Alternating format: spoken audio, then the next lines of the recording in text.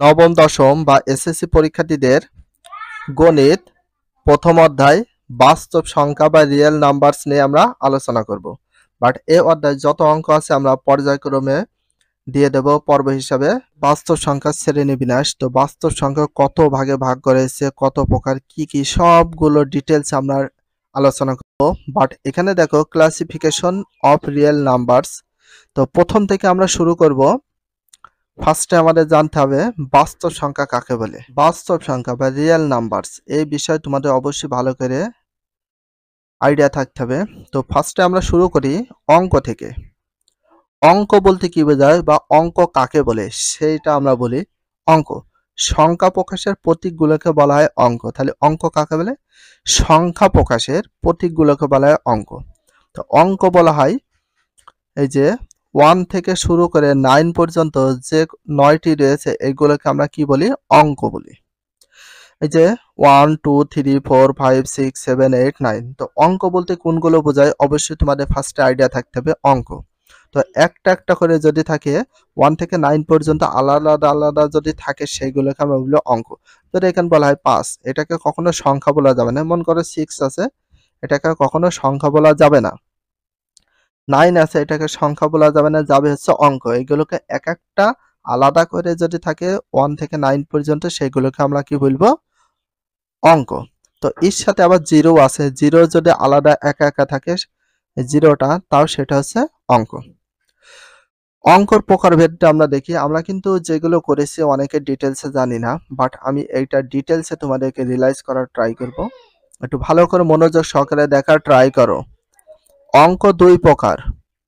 অঙ্ক দুই প্রকার, একটা হচ্ছে সার্থক অঙ্ক আর একটা সহকারী অঙ্ক। তো আমরা অঙ্ক কত প্রকার সেটা কিন্তু জানি না, বাট আমরা এখন দেখি অঙ্ক কত প্রকার সেটা ডিটেলসে একটু আলোচনা করি। অঙ্ক দুই প্রকার, একটা হচ্ছে সার্থক অঙ্ক আর একটা হচ্ছে সহকারী অঙ্ক। সার্থক অঙ্ক 1 থেকে শুরু করে 9 পর্যন্ত যেগুলো আছে এগুলোকে বলা হয় সার্থক অঙ্ক। আর সহকারী অঙ্ক বলা হয় জিরোটাকে। জিরোটাকে কি বলা হয়? সহকারী অঙ্ক। জিরোর কোনো দাম নেই, বাট এই সহকারী অঙ্কটা যদি কারোর সাথে যায় বা কারোর পিছনে বসে বা পাশে বসে সেটা হয়ে যায় কি? একটা বড় ধরনের একটা অঙ্ক হয়ে যায়। যেমন মনে করো 55 আছে, তো 55র ডান সাইডে যদি আমরা জিরোকে বসিয়ে দিই তাহলে হচ্ছে 550 হয়ে যায়। কত ডিফারেন্স তৈরি করে সহকারী অঙ্ক। এটাকে সহকারী মানে একা একা এর কোনো মূল্য বা ভ্যালু নেই, বাট কিন্তু এ যদি কোনো সংখ্যার ডান সাইডে বসে সেটা তার অনেক মূল্য হয়ে যায়। এই জন্য বলে সহকারী অঙ্ক। আর এটা কারোর সাথে ছাড়া বসতে না বসলে মূল্য নেই, এই জন্য আমরা বলি সহকারী অঙ্ক।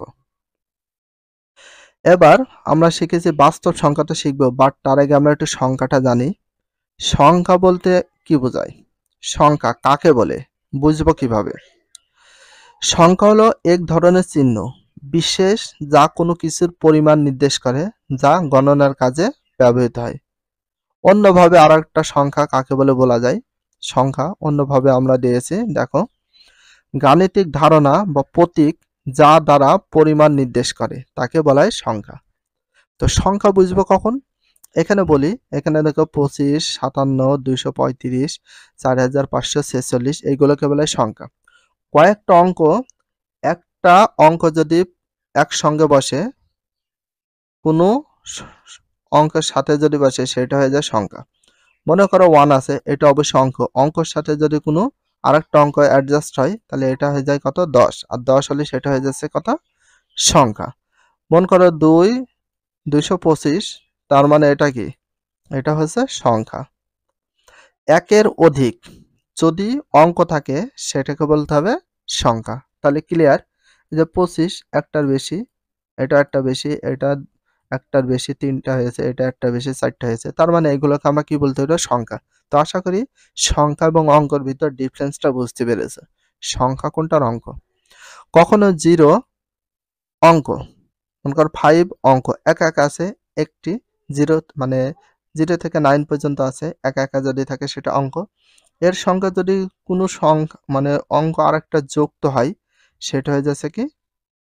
সংখ্যা। মানে দশকের ঘরে চলে যায়।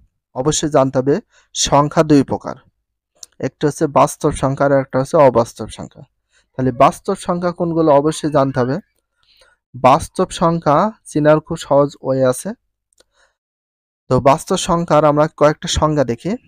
শূন্য সহ সকল মূলদ অমূলদ সংখ্যাকে বাস্তব সংখ্যা বা রিয়েল নাম্বার বলা হয়। এটা কিন্তু আমাদের বইটি রয়েছে, খুব সুন্দরভাবে বাস্তব সংখ্যা কাকে বলে এটা রয়েছে। অর্থাৎ সকল পূর্ণ সংখ্যা, সব প্রকারের দশমিক ভগ্নাংশ, সকল ধনাত্মক সংখ্যা এবং সকল ঋণাত্মক সংখ্যা সবই বাস্তব সংখ্যার অন্তর্ভুক্ত। বাস্তব সংখ্যার সেটকে 8 দ্বারা সূচিত করা হয়।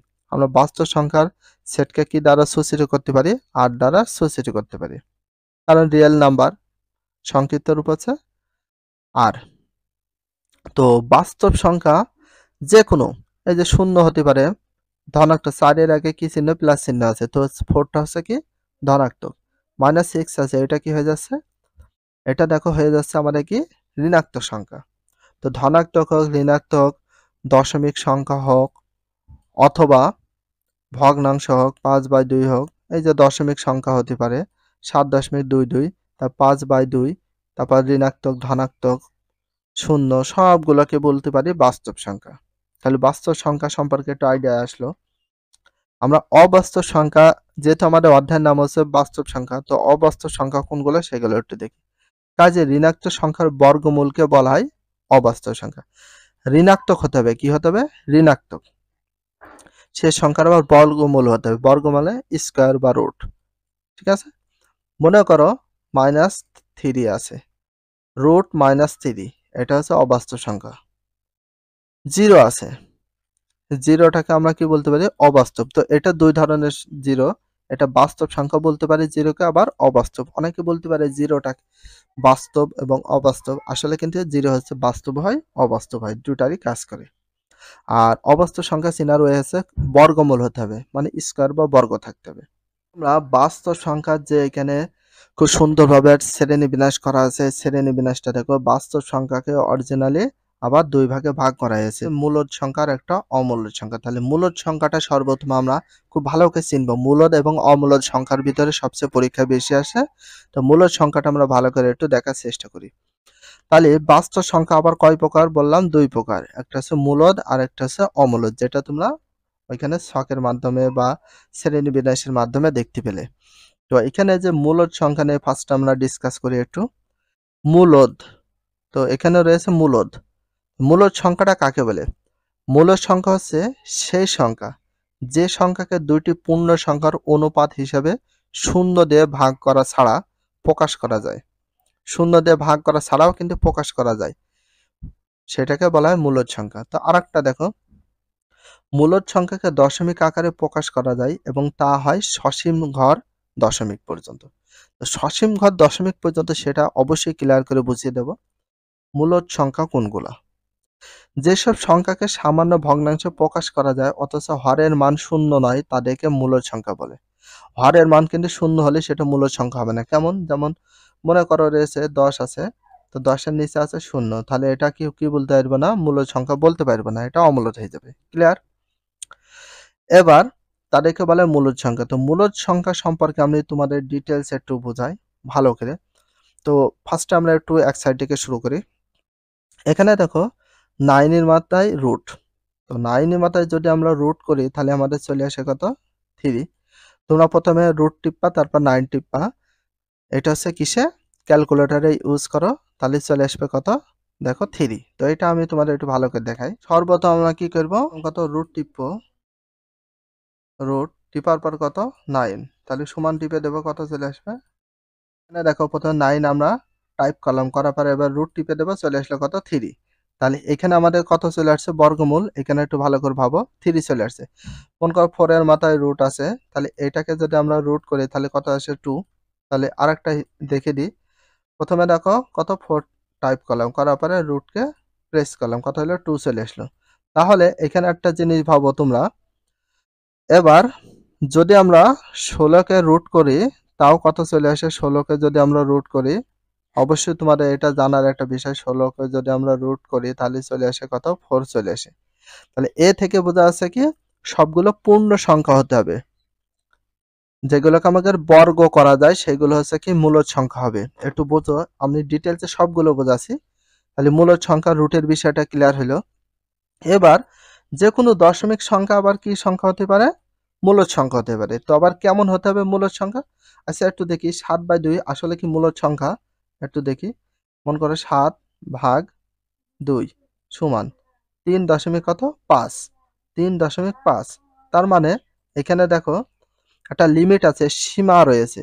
সীমানা পর্যন্ত হচ্ছে। তো এখানে অসীম বলা হয়নি। এখানে দেখো পৌনঃপুনিক বা দশমিক সংখ্যাগুলোকে বলা হয় কি? মূলদ সংখ্যা। তাহলে এটা আমাদের মূলদ সংখ্যা হচ্ছে। এবার দেখো 1.2 নয়, এটা নির্দিষ্টভাবে হয়ে যাচ্ছে। 5.6987 এটা এর বাইরে আর কিছু নেই। 8.9782 এটার বাইরে কিছু নেই। বাট এটাও কিন্তু কি হয়ে যাবে? মূলদ সংখ্যা। ক্লিয়ার?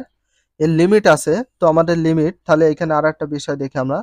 9/2 এটা কি মূলদ না অমূলদ? আমরা একটু দেখি। 9/2 হয়ে গেল কত? 4.5। তার মানে এটা কি? মূলদ সংখ্যা। 10 মানে ভগ্নাংশ হতে পারে, সেটা মূলদ সংখ্যা হবে। এবার পৌনঃপুনিক সংখ্যা। তো পৌনঃপুনিক দিয়ে প্রকাশ করা যাবে, যেমন হচ্ছে 5 দশমিক, এই যে এখানে দেখো 1.636363 না দিয়ে আমরা এভাবে দিতে পারি 1.63। দেখো 6363 প্রচুর রয়েছে, তার মানে এই দুটোর মাথা পৌনঃপুনিক দিয়ে প্রকাশ করা মানে কি? 6 এর মাথা পৌনঃপুনিক, 3 এর মাথা পৌনঃপুনিক, মানে প্রচুর পরিমাণে রয়েছে, মানে একটা পৌনঃপুনিক দ্বারা প্রকাশ করা যাচ্ছে। এটা দেখো আমার দশমিক বা একটা লিমিট, এই পর্যন্ত শেষ, এর বাইরে আর কোনো সংখ্যা নেই। যেমন 9/2 কে কত পেলাম আমরা? 4.5। এর বাইরে আর কোনো কিছু নেই। দেখো দশমিকের পরে 1010101 এরকম যাচ্ছে, তার মানে এটা পৌনঃপুনিক হয়ে যাচ্ছে। ঠিক আছে, দেখো এটা একই রকম। পৌনঃপুনিক দ্বারা যদি প্রকাশ করা হয়, কিছু সংখ্যা আছে যেটা তোমাদেরকে একটু দেখাই। যদি কখনো এমন চলে আসে, খুব ভালো করে রিয়ালাইজ করার চেষ্টা করো। মনে করো রয়েছে 0.24578 ডট ডট ডট ডট, মানে কি এত পরিমাণ রয়েছে অসীম, এর কোনো শেষ নেই। মনে করো 2.53426। দশমিকের পরে দেখো প্রচুর পরিমাণে সংখ্যা আছে, ডট ডট থাকা মানে আরো প্রচুর সংখ্যা আছে যেটা অসীম, এর কোনো শেষ নেই। এটা অসীম যদি হয়, অসীম দশমিক, তার মানে দশমিকের পরে অসীম রয়েছে, এটাকে আমরা কি বলি? অসীম অসীম দশমিক সংখ্যা। এবং অসীম দশমিক সংখ্যা নাই, এটাকে বলে সবসময় অমূলদ সংখ্যা। ক্লিয়ার হইলো? অসীম দশমিক সংখ্যাগুলোকে বলবো অমূলদ সংখ্যা। দশমিকের পর দেখো প্রচুর পরিমাণ রয়েছে, তাহলে এটা হচ্ছে অমূলদ সংখ্যা। ক্লিয়ার? তাহলে অমূলদ কোনটা হইলো? এবার মানে অমূলদ সংখ্যা সম্পর্কে এবার আমরা ডিটেলস একটু দেখি। অমূলদ সংখ্যা হলো যেসব বাস্তব সংখ্যা যেগুলো দুটি পূর্ণ সংখ্যার অনুপাত প্রকাশ করা যায় না। পূর্ণ সংখ্যা করা যায়, এই যে আমরা 9কে যখন হচ্ছে পূর্ণবর্গ করছি, তাহলে আমাদের চলে আসছে কত? 3। কিন্তু এইগুলো পূর্ণবর্গ যদি না করা যায়, তাহলে সেটা হচ্ছে কি? মানে মূলদ সংখ্যা হবে না। এবার অমূলদ সংখ্যাকে দশমিকে প্রকাশ করার চেষ্টা করলে দশমিকের পর যত ঘর অবাধি দেখা হবে, কোনো পৌনঃপুনিক দেখা যাবে না, এর মান একটি অমূল্য সংখ্যা হবে। আসলে বর্গ সংখ্যা বাদে সকল অখণ্ড সংখ্যার সমস্ত বর্গমূল অমূলদ। এখানে কিন্তু বলা হয়েছে বর্গ সংখ্যা বাদে, বর্গমূল, এই যে এরকম বর্গমূল বাদে যে সংখ্যাগুলো রয়েছে সেগুলো অখণ্ড হতে হবে, ভাগ করা যায় না একেবারেই, সেটাকে বলা হয় অমূলদ সংখ্যা। যে সমস্ত সংখ্যাকে ভগ্নাংশ আকারে লেখা যায় না তাদেরকে অমূলদ সংখ্যা বলে। ভগ্নাংশ আকারে লেখা যাবে না।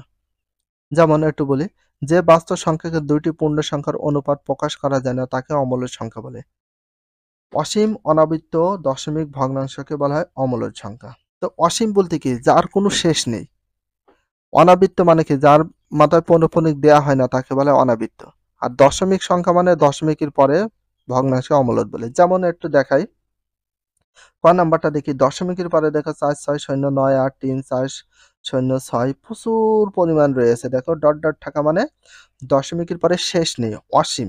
শেষ না হলে দশমিকের পরে ডট ডট থাকা মানে শেষ নেই, তার মানে অসীম। আর এরকম অসীম হলে সেটাকে কি বলা হয়? অমূলদ সংখ্যা। ঠিক আছে? তার এটা হচ্ছে আমরা বলি অসীম, এর মাথা পৌনঃপুনিক দেওয়া যায় না, এনে বলা হয় অনাবৃত্ত। আর দশমিক কেন বলা হয়? কারণ দশমিকের পরে। এগুলোকে বলা হচ্ছে অমূলদ সংখ্যা। ক্লিয়ার? ক আর খ দুইটাই এক্সাম্পল দেয়া আছে, একটু দেখে নাও। এবার 5কে কি পূর্ণবর্গ করা পসিবল? 5 3 2 তো পূর্ণবর্গ করা যায় না কোনগুলো একটু বলি, একটু দেখে নাও। তাহলে রুট কত 2 আছে, এটা কিন্তু অমূলদ। রুট 3 এখান দিয়ে আছে, রুট 4 যাবে না, 5 যাবে না, 6, রুট 7, তারপর কত রুট 10, আবার কত রুট 11, রুট 12, এইগুলোকে বলা হয় কি অমূলদ সংখ্যা, কারণ একে পূর্ণবর্গ করা যায় না। আর পূর্ণবর্গ না করতে পারলে সেটা হচ্ছে অমূলদ সংখ্যা হয়। এই যে সেখানে উদাহরণ হিসেবে দেয়া আছে। এটাকে যদি আমরা 2 দশমিকের পরে 7 4 7 4 7 4 রয়েছে, বাট এটা অসীম, তার মানে এখানে 7 আর 4 দেখো 7 4 7 4, এটাকে আমরা কি করতে পারবো? পনপনি করতে পারছি। আর এগুলো আলাদা আলাদা বলে পনপনি করা যাচ্ছে না। আর এগুলো থেকে 7 4, এখানে 7 4 7 4, সবগুলো 7 4, এগুলো তখন হয়েছে মূলদ। তাহলে এগুলো পনপনি করতে পারলে মূলদ, কিন্তু দশমিকের পরে যদি কোনো পূর্ণ সংখ্যা করা যদি না, পৌনঃপুনিক যদি না করা যায়, এই যে এগুলোকে আমরা কি বলি? পৌনঃপুনিক, যেটাকে আবৃত বলা হয়, পৌনঃপুনিক বা আবৃত। এরকম থাকার পর ডট ডট রয়েছে, কিন্তু দেখো কোনো মিল নেই, পৌনঃপুনিক করা যাচ্ছে না, তখন হয়ে যাবে সেটা কি কি অমূলদ সংখ্যা। তাহলে অমূলদ সংখ্যা সম্পর্কে একটা আইডিয়া আসলো। এবার এখানে দেখো, তো আমরা একটু দেখি 5 রুট 2, ঠিক আছে? তার মানে এখানে আরো একটু দেখি 7 রুট কত, এই যে 1 দশমিক পর পর প্রচুর রয়েছে, তার মানে এখনো শেষ হয়নি। তো সে অনুযায়ী এটা হচ্ছে মূলদ, মূলদ হবে না, অমূলদ হবে। তাহলে মূলদ সম্পর্কে দেখলাম, তাহলে অমূলদ শিখে নিলাম। এবার মূলদের ভিতর আছে, মূলদকে দুই ভাগে ভাগ করা হয়েছে, মূলদ সংখ্যাকে দুই ভাগে ভাগ করা হয়েছে, একটা পূর্ণ সংখ্যা, পূর্ণ সংখ্যা আর একটা ভগ্নাংশের সংখ্যা। তো পূর্ণ সংখ্যাটা আমরা একটু দেখি। পূর্ণ সংখ্যা শূন্য সহ সকল ধনাত্মক ঋণাত্মক অখণ্ড সংখ্যা সমূহকে পূর্ণ সংখ্যা বলে। এটা একটা সংখ্যা, শূন্য সহ, শূন্য থাকতে হবে, সকল ধনাত্মক, ধনাত্মক বলতে যে সংখ্যার আগে প্লাস চিহ্ন থাকে, এই যে 0 আর 5, মনে করে 7 12 দিলাম, 15 দিলাম, সবগুলো আগে মনে করে কিছু না থাকা মানে কি প্লাস থাকা, এগুলো হচ্ছে ধনাত্মক সংখ্যা। আর ঋণাত্মক মানে যে সংখ্যার আগে মাইনাস থাকে সেগুলো হচ্ছে ঋণাত্মক। আর শূন্য সহবিলাল এই জন্য শূন্য। অখণ্ড সংখ্যাকে, যেগুলোকে ভাগ করা যায় না, মানে ভাগ করলাম, ঠিক আছে? এখন একটু বোঝাই, মনে করো 5/2, তো এখানে দেখো 2 দিয়ে 5কে ভাগ করলে কত? 2.5 আসে। ভাগ করতে আসি অখণ্ড, অখণ্ড মানে যেটা ভাগ করা যায় না, ভাগ করতে পারছি, করার পর 2.5 আছে, আর কোনো নেই, এটা সীমানার ভিতরে রয়েছে, তাহলে এটা হচ্ছে পূর্ণ সংখ্যা হবে। বাট মনে করো 2 দশমিকের পরে 5 7 8 9 10 11 12 13 প্রচুর পরিমাণ সংখ্যা আছে, অসীম, সেটাকে অখণ্ড বলা হয়। ক্লিয়ার? অখণ্ড নিয়ে অনেকের কনফিউশন থাকে। তাহলে যে সমস্ত সংখ্যার কোনো ভগ্নাংশ থাকে না তাদেরকে বলে পূর্ণ সংখ্যা।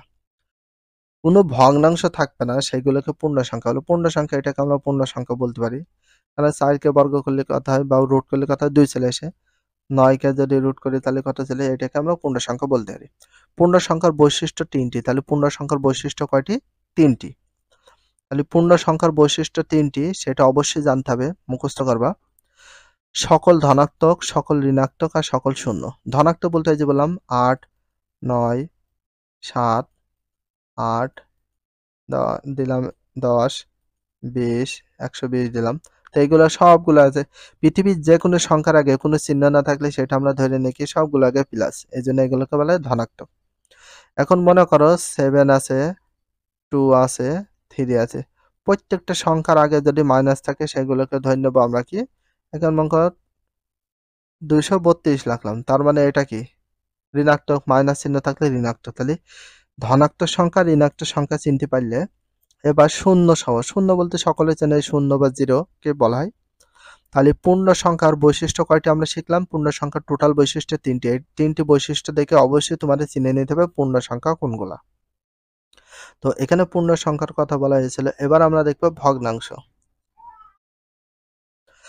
তার আগে আমরা বাস্তব সংখ্যার ভিতরে স্বাভাবিক সংখ্যাটা একটু দেখি, ন্যাচারাল নাম্বারের ভিতরে 1 2 3 4 ইত্যাদি স্বাভাবিক সংখ্যা বা ধনাত্মক অখণ্ড সংখ্যা।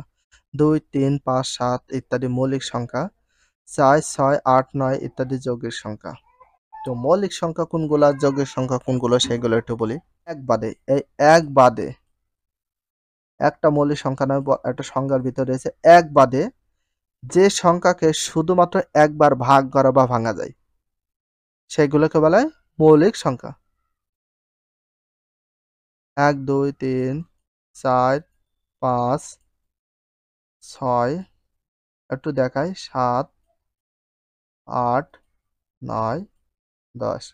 আচ্ছা দেখো, এক বাদে এটা তো বাদ, মৌলিক সংখ্যা নাই। আচ্ছা 2 কে কবার ভাগ করা যায়? 2 একে 2 একবারই যাচ্ছে, তাহলে এটা হচ্ছে কি সংখ্যা? মৌলিক সংখ্যা। 3 কে কবার ভাগ করা যাচ্ছে? একবার, 3 একে 3 3 একে 3 একবার ভাগ করা যাচ্ছে, এর জন্য এটা মৌলিক সংখ্যা। 4 কে দুবার যায়, একটু বলি। দেখো 4 কে কবার ভাগ করা যায়? 4 একে 4, তাহলে একবার গেল ভাগ করা। আবার 4 কে আরেকবারও ভাগ করা যায়, দেখো 2 দুখানে কত আসে? 4। এটাও কি মৌলিক সংখ্যা। তার মানে এটা হচ্ছে একবার ভাগ করা গেলে মৌলিক, তার মানে 4 হচ্ছে কি সংখ্যা বলবো এখন? ধরে নেব যৌগিক। তাহলে মৌলিক আর যৌগিক বিষয় নিয়ে আমরা একটু ভালো করে ডিটেলসে ডিসকাস যেহেতু করছি, একটু ভালো করে যৌগিক। 5টা কি মৌলিক? 5 একে 5 আর ভাঙা যাচ্ছে না, এটা অবশ্যই মৌলিক। 6 কে যৌগিক, 6 কেন যৌগিক সংখ্যা হবে? 6 কে 6 3 দুগুণে 6 ভাঙা যাচ্ছে, ভাগ করা যাচ্ছে। 7 হচ্ছে মৌলিক, কেন? 7 একে 7 আর যাচ্ছে না। 8 হচ্ছে যৌগিক, কেন? 8 একে 8 4 দুগুণে কত? 8 আর যায়। একের বেশি হলে সেটা যৌগিক, আর একবার ভাগ করা গেলে সেটা হচ্ছে মৌলিক সংখ্যা। 9 যৌগিক না মৌলিক? 9 হচ্ছে মৌলিক, 9 যৌগিক। কারণ 9 একে 9 3 তিরিক্ষে 9, 9 কে দুবার ভাগ করা যাচ্ছে, এই জন্য হচ্ছে যৌগিক সংখ্যা। 10 কে কত? 10 একে 10 5 একে 5 দুগুণে 10, তার মানে এটাও কি সংখ্যা বলে দেন? যৌগিক। যে সংখ্যাকে একবার ভাগ করা যায় বা ভাঙা যায় সেটা হচ্ছে মৌলিক সংখ্যা, আর বাকি সব যৌগিক। ক্লিয়ার? তাহলে এবার আমরা কি করতে পারি? তাহলে মৌলিক সংখ্যা চিনলাম, এই যে মৌলিক, এগুলোকে বলা হয় কি? দেখো মৌলিক 2 3 5 7, দেখো আরো রয়েছে, হাজার হাজার রয়েছে, সেটা মৌলিক। আর যৌগিক কোনগুলো? দেখো সব জোড় সংখ্যাগুলো যেগুলোকে ভাগ করা যায়। 4 কে যায়, দেখো 8 কে যায়, 3 9 কে যায়, 6 কে যায়, এগুলো হচ্ছে যৌগিক গেল। স্বাভাবিক সংখ্যা শিখছি আমরা, ন্যাচারাল নাম্বার, বাট এর ভিতর শিখে নিচ্ছি মৌলিকটা শিখে নিলাম, যৌগিকটা শিখে নিলাম। তো এখন আরেকটা বিষয় তোমাদেরকে বলি, স্বাভাবিক সংখ্যা নিয়ে আমরা একটু দেখি আসলে স্বাভাবিক সংখ্যাটা কেমন। স্বাভাবিক সংখ্যা হচ্ছে এমন একটা সংখ্যা যেটা হচ্ছে পরপর থাকতে হবে। এই যে মন করে একের পরে নিয়ম কি? 2 দেয়া, 2 এর পরে কত? 3, 3 এর পর কত? 4, 4 এর পরে 5, 5 এর পর 6, 6 এর পর কত? 7, 7 এর পরে 8, 8 এর পর কত? 9। এগুলো হচ্ছে স্বাভাবিক সংখ্যা, পরপর থাকতে হবে। এখন দেখবে 2, তারপরে 7, তারপরে 3, আবার 10, আবার 5, এটা কি স্বাভাবিক সংখ্যা বলা যাবে? না, কারণ 2 এর পর হওয়ার কথা 7, তো কখনো 2 এর পর হওয়ার কথা না, তো 2 এর পর 3টা হতে পারে, তো 2 এর পরে আবার কত এখানে? 10 হতে পারে, কিন্তু 2 এর পর তো 10 এর পরে তো 5 তো হওয়ার কথা নয়। 2 এর পর হতে পারে 3, 3 এর পর হতে পারে 10, কিন্তু 5 তো হওয়ার কথা নেই, সিরিয়ালে হচ্ছে না। তো জোড় হোক বিজোড় হোক এটা ব্যাপার নাই, এমন একটা স্বাভাবিক সংখ্যা যেটাকে আমরা রিয়েল নাম্বার বলি, স্বাভাবিক সংখ্যাগুলোকে, এই স্বাভাবিক সংখ্যাগুলো সবসময় পরপর থাকতে হবে। দেখো 2 এর পর 3, 3 এর পরে 5, 5 এর পর 7, জোড় হোক বিজোড় হোক কোনো ব্যাপার নাই, কম বেশি হোক, তো পরপর থাকতে হবে। ছোটর পরে কখনো বড় আর দেওয়া যাবে না। 7 আছে, মন করে এখানে 7 আছে বাংলায়, তুমি এখানে দিলে 20, 20-এর নিচের তার দেওয়া যাবে না, তুমি 25 দাও, কোনো সমস্যা নেই, এটা স্বাভাবিক হয়ে যায়।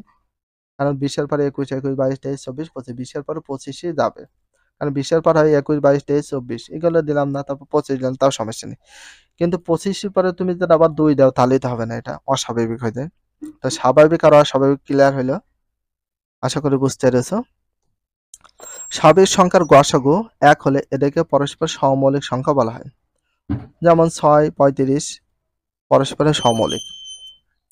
পূর্ণ সংখ্যা শিখলে তারপর আর একটু দেখি, শূন্য সহ সকল ধনাত্মক, ঋণাত্মক, অখণ্ড সংখ্যাকে পূর্ণ সংখ্যা বলে। এই যে যেগুলো আগে মাইনাস থাক সেগুলো হচ্ছে কি হয়? ঋণাত্মক, আর যেগুলো আগে প্লাস হয় সেগুলো ধনাত্মক, আর শূন্য সহ মিলেছে। তো এখন আমাদের এগুলো দেখলাম, বাট এবার আমরা একটু দেখবো ভগ্নাংশ। তো ভগ্নাংশ কাকে বলে? কোনগুলোকে বোঝানো হয়? ভাগের অংশগুলোকে কি বলা হয়? ভগ্নাংশ। ভাগের অংশকে কি বলা হয়? ভগ্নাংশ বা ফ্র্যাকশনাল নাম্বার।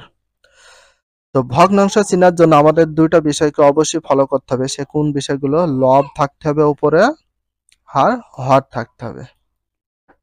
ভগ্নাংশটা কাকে বলে? ভাগের অংশকে বলা হয় ভগ্নাংশ। তাহলে উপরে লব, নিচে হর, মাঝখানে বাই, ভাগ, ডিভিশন যাই বলি।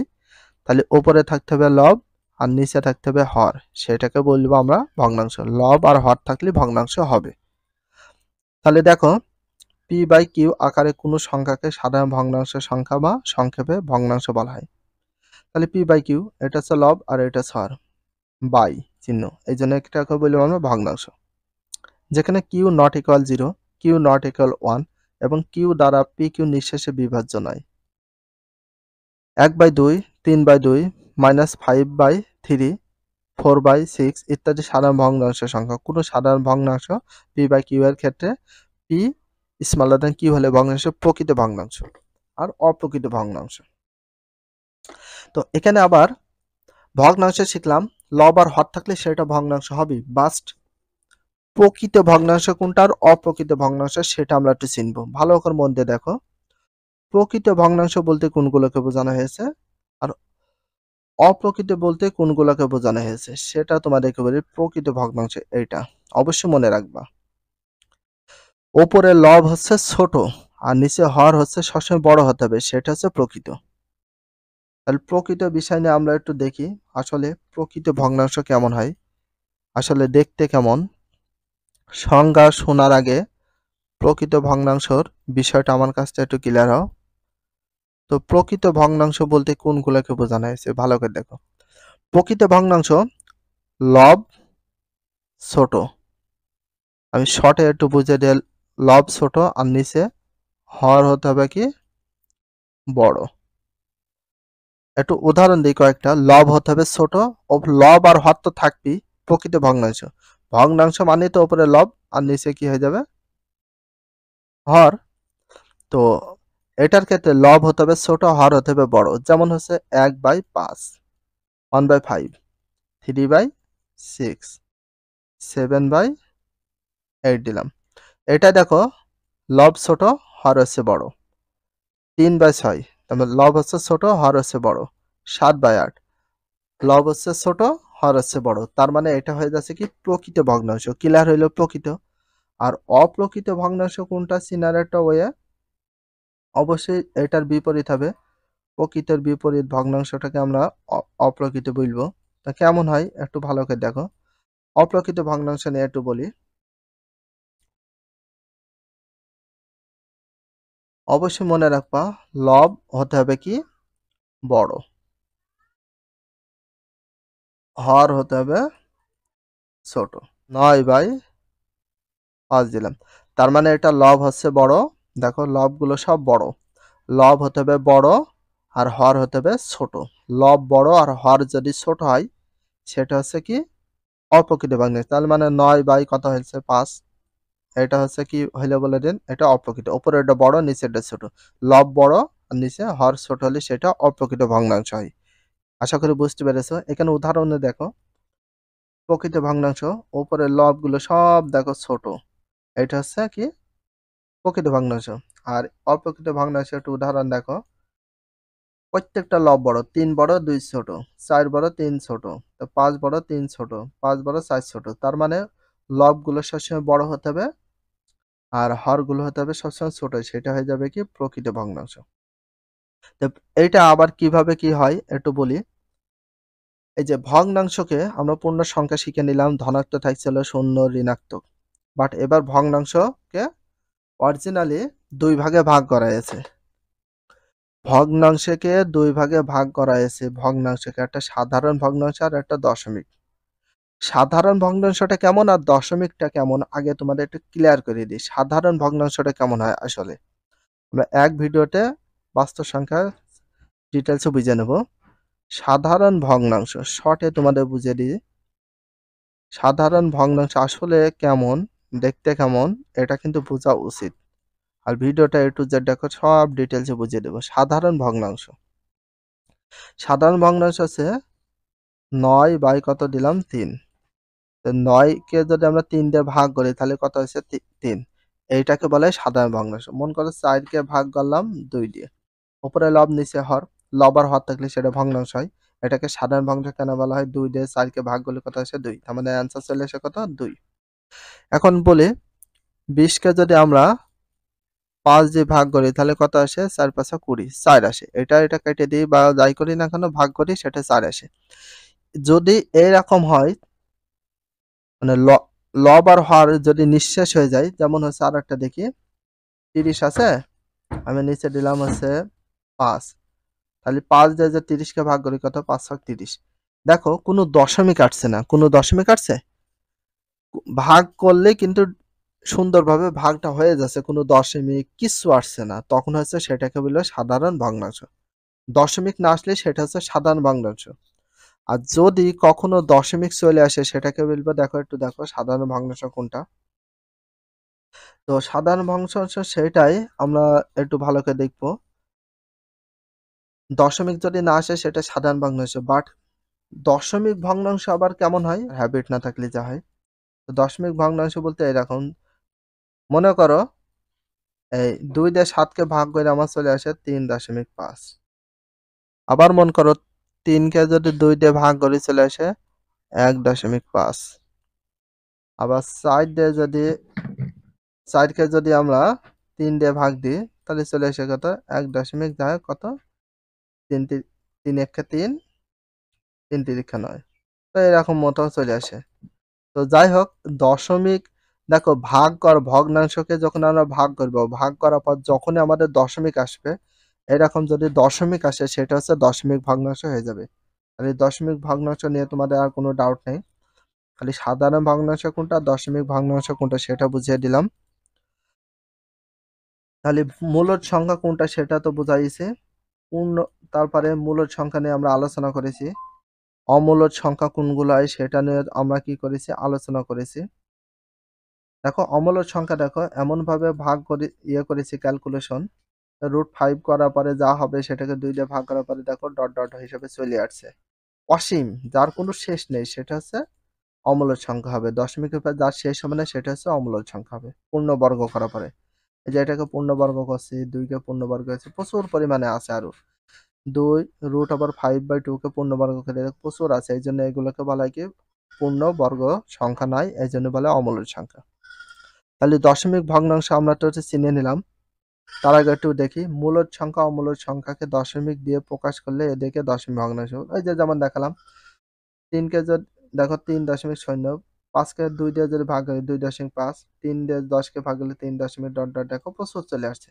তো দশমিক দিয়ে যদি √3 কে যদি এক দেখো রুট করি তাহলে 1.7322, এগুলোকে বলে দশমিক ভগ্নাংশ। দশমিক বিন্দুর পর অঙ্ক সংখ্যা সসীম হলে এদেরকে সসীম দশমিক ভগ্নাংশ বলে। তো সসীম দশমিক ভগ্নাংশ বলতে এই যে দেখো 10 কে 3 দিয়ে ভাগ করে আমরা পাইছি, দেখো 10 কে 3 দিয়ে ভাগ করে দেখো 3.33, প্রচুর পরিমাণ পেয়ে যাচ্ছি, প্রচুর পরিমাণ, এর কোনো শেষ নেই, আরো রয়েছে, সেটাকে বলবো হচ্ছে সসীম। সসীম মানে যার সীমা আছে বা শেষ আছে। ক্লিয়ার? তাহলে সসীম দশমিকটা বুঝতে পারলে। এবং অঙ্ক সংখ্যা অসীম হলে এদেরকে অসীম দশমিক ভগ্নাংশ বলে। তাহলে এটা দেখো প্রচুর পরিমাণে রয়েছে, তার মানে এটা হচ্ছে অসীম। আর সসীম বলতে কত? এই যে 5/2, মানে 2 দিয়ে 5 কে ভাগ করে কত পেলাম আমরা? 2.5। এরপরে আর কোনো সংখ্যা নেই, 2.5, এটাকে হচ্ছে সসীম দশমিক বলে।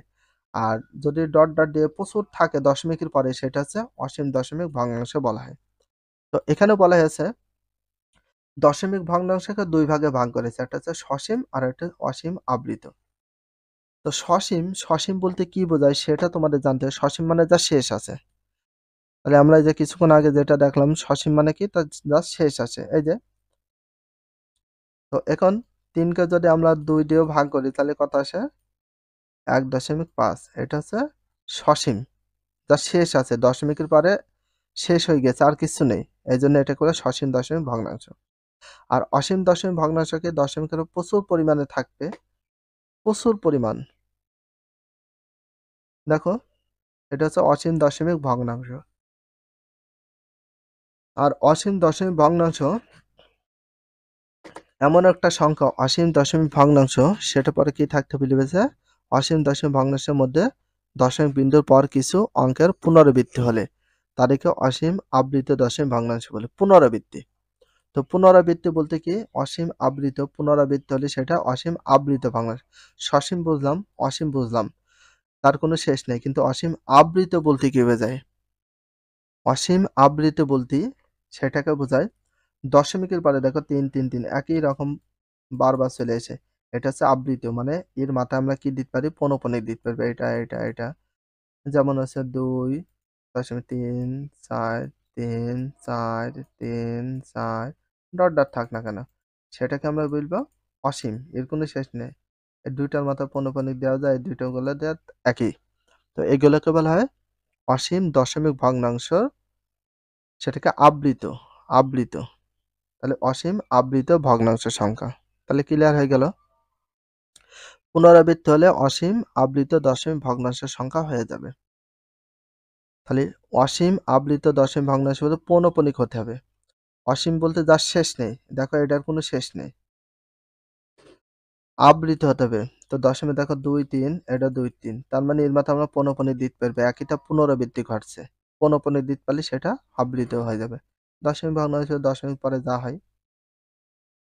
অসীম আবৃত দশমিক ভগ্নাংশ, তাহলে সসীম দেখো অসীম অনাবৃত আছে, অসীম আবৃত আছে। অনাবৃত মানে যার মাথায় পৌনঃপুনিক নেই। দেখো অসীম অনাবৃত, যার মাথায় পৌনঃপুনিক থাকবে না সেটা হচ্ছে অসীম অনাবৃত, মানে আলাদা আলাদা। এই যে দেখো অসীম অনাবৃত, 5 এর পর 2 3 0, এগুলো দেখো দশমিক পৌনঃপুনিক দ্বারা প্রকাশ করা যাচ্ছে না, ডট ডট দিয়ে প্রচুর আছে। অসীম দশমিক, দশমিক আছে বলে দশমিক হবে, ভগ্নাংশ ছিল ভগ্নাংশ হবে। অনাবৃত বলতে যার মাথায় পৌনঃপুনিক থাকে না সেটা অনাবৃত। অসীম মানে যার কোনো শেষ নেই। এগুলো হচ্ছে অসীম অনাবৃত দশমিক ভগ্নাংশ। অনাবৃত, অসীম অনাবৃত দশমিক ভগ্নাংশ, যার মাথায় এই যে পৌনঃপুনিক যদি থাকে এটা কি অসীম হবে, তারপর দশমিক, তারপর কি হবে আবৃত ভগ্নাংশ হবে। ক্লিয়ার? তাহলে বাস্তব সংখ্যার যে সংজ্ঞাটা আমরা পড়েছি সেটা এখানে দেওয়া রয়েছে, একটু ভালো করে দেখলে বুঝতে পারবা। বাস্তব সংখ্যা বা রিয়েল নাম্বার কাকে বলে? সকল মূলদ সংখ্যা অমূলদ সংখ্যাকে বাস্তব সংখ্যা বলা হয়।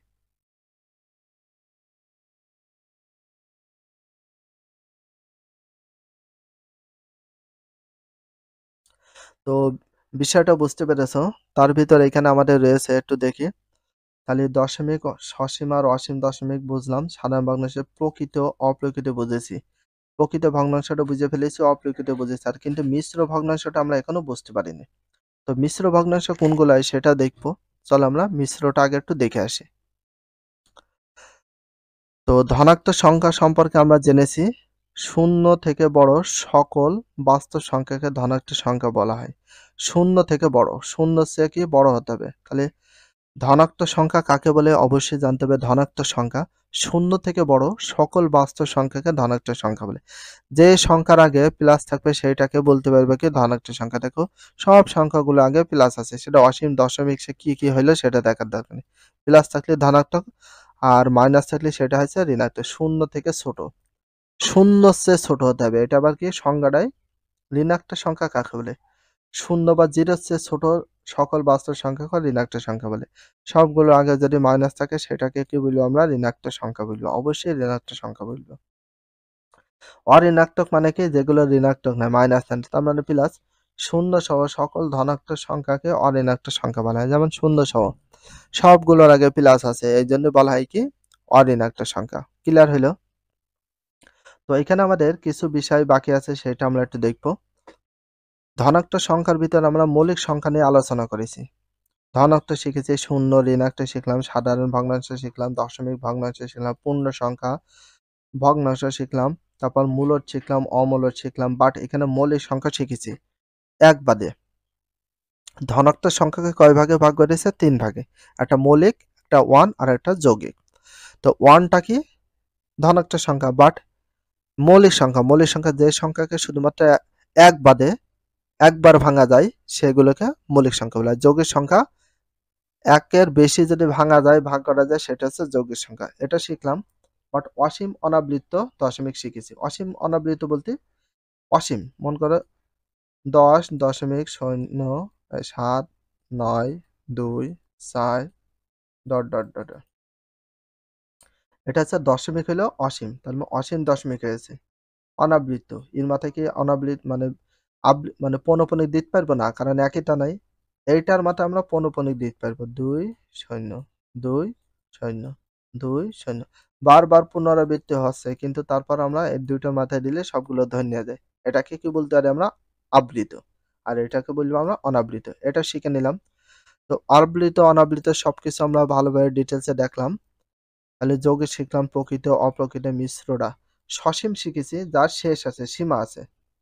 এই যে ভাগ করার পর যেটা থাকে, এই যে ভাগ করার পর দেখো 1.1234, এটা শেষ, এটা হচ্ছে অসীম না সসীম।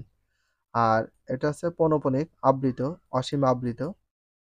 আর অসীম অনাবৃত দশমিক সেটা শিখলাম। অসীম হতে হবে, যেটা অসীম হতে হবে অনাবৃত হবে, যার মাথায় পৌনঃপুনিক থাকবে না, দশমিক থাকতে হবে, সেটাকে আমরা কি বলতে হবে? অমূলদ সংখ্যা। ঠিক আছে? অসীম হতে হবে, অমূলদ সংখ্যাটা কি হতে হয়? সবসময় অসীম হতে হয়, যার কোনো শেষ হয় না। সেটা আবার অনাবৃত, কখনো পৌনঃপুনিক দ্বারা প্রকাশ করা যায় না, সেটাকে বলা হয় কি? দশমিক হতে হবে, সেটা অম্লজ সংখ্যায়। তাহলে বাস্তব সংখ্যার শ্রেণীবিন্যাস 3/4 আছে, 5 এগুলো ধনাত্মক বলতে পারি, মাইনাসের ঋণাত্মক, এটাকে আমরা কি বলে? অম্লজ সংখ্যা। 0 এটা পূর্ণ সংখ্যা বলতে পারি। 1 এটাকে কি সংখ্যা বলতে পারি? ধনাত্মক সংখ্যা বলে। 9/7 এটা। তো এখানে সংখ্যাগুলো অবস্থান দেখাতে মিলেছে।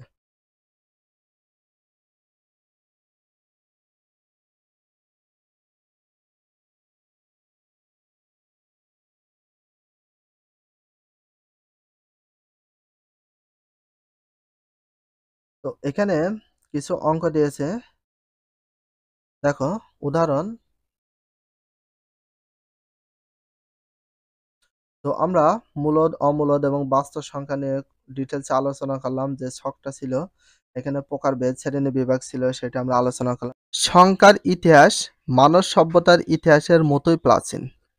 তাহলে সংখ্যার ইতিহাস মানব সভ্যতার ইতিহাসের মতোই কি ছিল? প্রাচীন ছিল।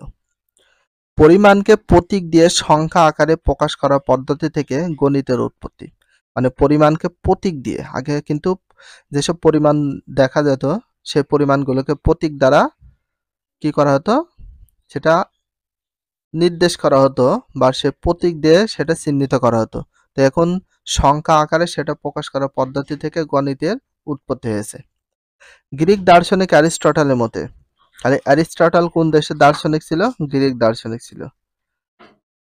প্রাচীন মিশরে পুরোহিত সম্প্রদায়ের অনুশীলনের মাধ্যমে গণিতের আনুষ্ঠানিক অভিষেক ঘটে। তাই বলা যায় সংখ্যাভিত্তিক গণিতের সৃষ্টি যীশু খ্রিস্টের জন্মের প্রায় 2000 বছর পূর্বে। এখানে বলা হয়েছে সংখ্যা ভিত্তিক গণিতের সৃষ্টি যীশু খ্রিস্টের জন্মের প্রায় কত হাজার বছর পূর্বে? 2000 বছর পূর্বে জন্ম হয়েছে।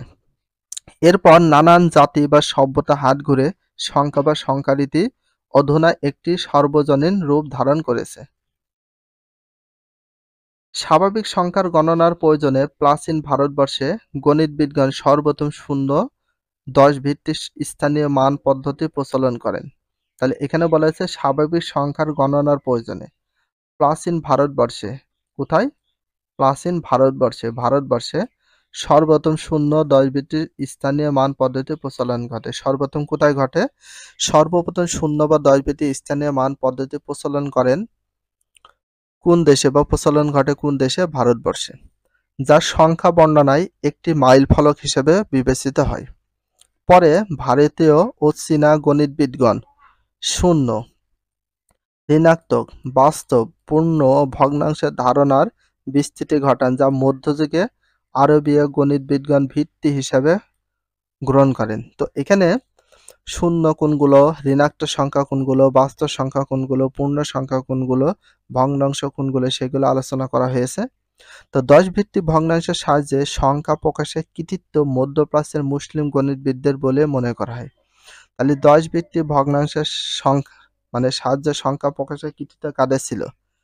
মধ্যপ্রাচ্যের মুসলমানদের বলে মনে করা হয়। আবার তারাই একাদশ শতাব্দীর সর্বপ্রথম বীজগণিতের দ্বিঘাত সমীকরণের সমাধান হিসেবে বর্গমূল আকারে মূলদ অমূলদ সংখ্যা প্রবর্তন করেন। তাহলে কারা? কত শতাব্দীতে? একাদশ শতাব্দীতে সর্বপ্রথম বীজগণিতের দ্বিঘাত সমীকরণের সমাধান হিসেবে বর্গমূল আকারে অমূল সংখ্যার প্রবর্তন করেন। ইতিহাসবিদদের ধারণা খ্রিস্টপূর্বে 500 অব্দের কাছাকাছি গ্রিক দার্শনিকরা জ্যামিতিক অঙ্কনের প্রয়োজনে অমূল সংখ্যা, বিশেষ করে 2 এর বর্গমূলের প্রয়োজনে অনুভব করেছিলেন। 19বিংশ শতাব্দীর ইউরোপীয় গণিতবিদগণ বাস্তব সংখ্যাকে প্রণালীবদ্ধ করে পূর্ণতা দান করেন। দৈনন্দিন প্রয়োজনে বাস্তব সংখ্যা সম্বন্ধে শিক্ষার্থীদের সুস্পষ্ট জ্ঞান থাকা প্রয়োজন। এ অধ্যায়ে বাস্তব সংখ্যা বিষয়ে সামগ্রী আলোচনা করা হয়েছে। যদি ভিডিওটা ভালো লাগে অবশ্যই চ্যানেলে সাবস্ক্রাইব, পেজ হলো ফলো করে দিও। তার সাথে একটা লাইক এবং একটা কমেন্ট করে দাও। নেক্সট ভিডিও পাওয়ার জন্য অবশ্যই বেল আইকনটা অল করে রাখো, যাতে নিউ ভিডিও আপলোড দেওয়ার সাথে সাথে সর্বপ্রথম তোমাদের কাছে নোটিফিকেশনটা পৌঁছে যায়। If you love this video, please subscribe and channel, like, comment, share, hit the bell icon for getting next video. So everyone take care, love you, Allah Hafiz, bye bye.